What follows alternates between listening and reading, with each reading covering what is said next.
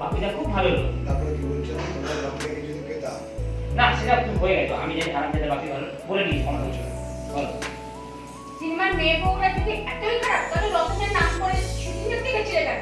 হ্যাঁ এরকম বল শুরু থেকে গেছিল কেন? হ্যাঁ আরে ছাড় ছেড়ে দেবে না হ্যাঁ বলো। রেডি সিনেমার মেয়ে বউরা যদি এতই খারাপ তাহলে রতনের নাম করে শুটিং দেখতে গেছিল কেন? হ্যাঁ তুমি তারপরটা বলে দিও। একদম